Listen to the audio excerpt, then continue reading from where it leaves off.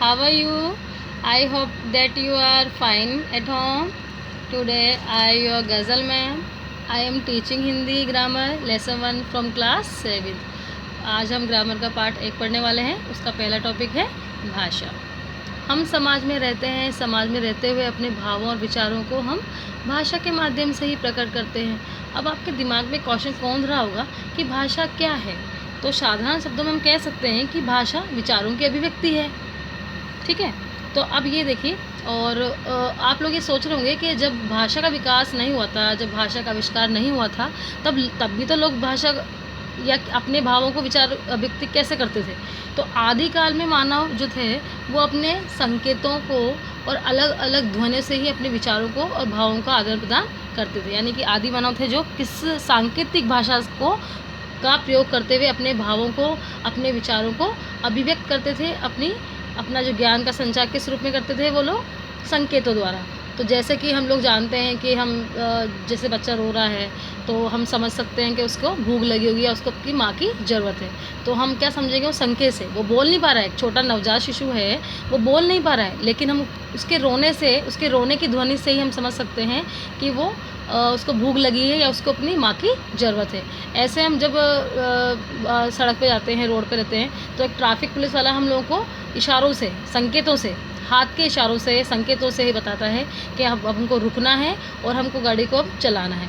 तो इसी प्रकार के कुछ उदाहरण देखते हैं हम कि जैसे कि हाथ के संकेतों से वार्तालाप करना, छोटे बच्चे हैं उनको वही जो मैंने समझाया अभी, भूख लगने पर रोना, अथवा सभ्य सुशिक्षित लोग जो है प्रशंसा, यानी कि आप कुछ अच्छा कार्य करें तो ताली बजाना, वो आपको मोटिवेट कर रहे हैं, तो वो भी एक संकेत द्वारा ही, वो कुछ बोल नहीं रहे लेकिन संकेत से ही अपन को समझा रहे हैं।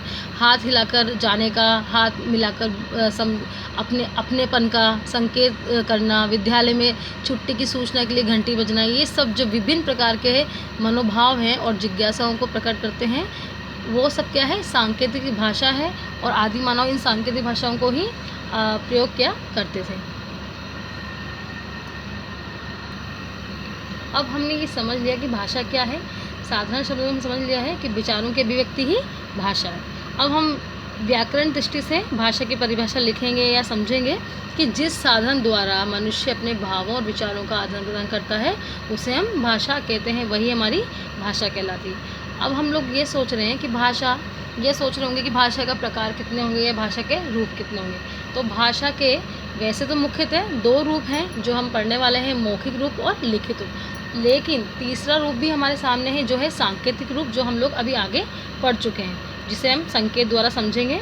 अब देखिए, हम भाषा का फर्स्ट जो रूप है यानी कि मौखिक रूप, उसे देखते हैं।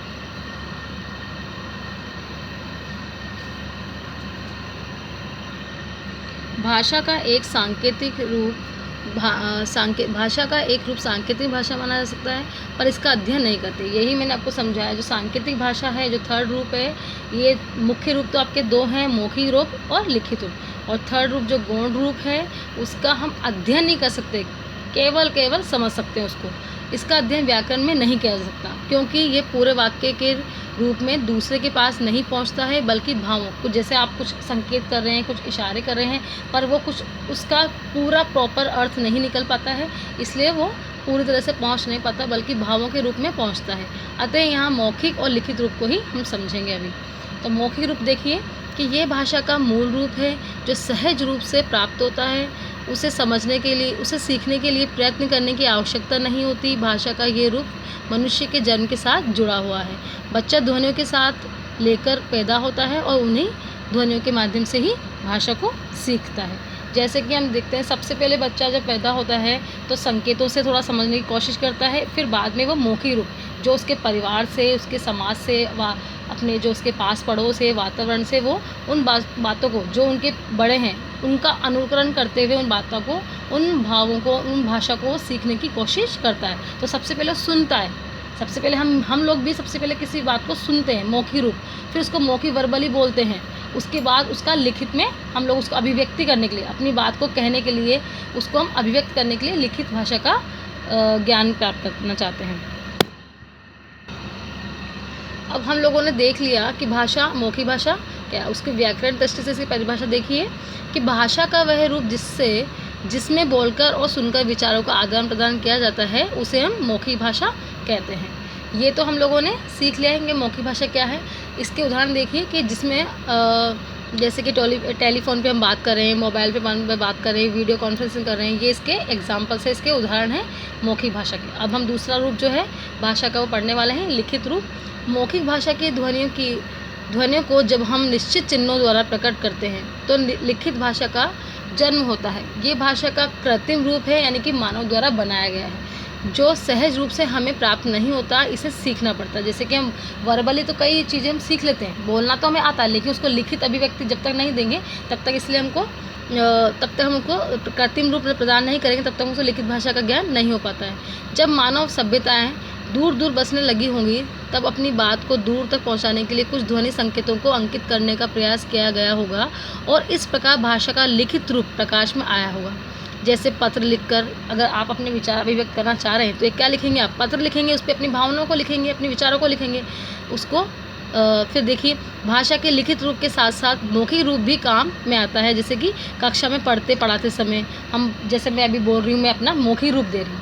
अब मैं जो कुछ प्रश्न पूछूंगी आप उसको लिखकर, लिपिबद्ध करके लिखकर उसका आंसर देंगे, उसका उत्तर देंगे, वो आपका लिखित रूप हो गया है। ठीक है। अब इसकी परिभाषा देखिए, भाषा का वह रूप जिसमें लिखकर और पढ़कर, लिख भी सकते हैं प्लस पढ़ भी सकते हैं, विचारों का आदान प्रदान किया जाना है, उसे हम लिखित भाषा कहते हैं। अब हम थोड़ा सा देखते हैं कि इसके जो महत्व है वो आप लोग देख लीजिए। फर्स्ट है, इसे वर्षों तक सुरक्षित रख सकते हैं, यानी कि आपने कुछ लिखित, कुछ भी आपने ऐसा लिख के कुछ भी चीज़ रख दी है, कोई लेटर है, कुछ भी पत्र है, कुछ आपके जो भी आपकी अभिव्यक्ति है, उसको आप कई लॉन्ग टाइम तक, उसको कई समय तक आप उसको सुरक्षित रख सकते हैं। ठीक है। आने वाली पीढ़ियों भी उसका लाभ उठा सकते हैं, यानी कि जो हम साहित्य पढ़ रहे हैं, यानी पुस्तक, ये हमारा लिखित रूप है। इस पुस्तक को आप पढ़ रहे हैं, आपके बहन भाई पढ़ेंगे, आपके और फ्रेंड्स पढ़ेंगे, आपके बाद और उनके भी आगे जो परिवार वाले बढ़ेंगे वो पढ़ सकते हैं। ठीक है। इसलिए आने वाली पीढ़ियाँ भी इसका लाभ उठा सकते हैं। ये भाषा को मानक रूप प्रदान करती है। जैसे कि आपके पहले पूर्वजों ने, आपके दादाजी ने जो पढ़ा है, कोई हमारे रामायण है, महाभारत है, वो हम लोग कई वर्षों से चली आ रही है, उसका ज्ञान प्राप्त करेंगे। अभी तक भी हम लोग उनका लिखित रूप पढ़ रहे हैं। ठीक है। तो देखिए बच्चों, आज हम लोगों ने भाषा क्या है ये जाना है, भाषा की परिभाषा जानी है और भाषा के रूप जाने हैं। भाषा क्या है, विचारों की अभिव्यक्ति है। अपने भावों और विचारों को अभिव्यक्त करना ही भाषा कहलाता है। भाषा के जो दो रूप हैं वो हमने पढ़े हैं, मौखिक रूप और लिखित रूप। ठीक है।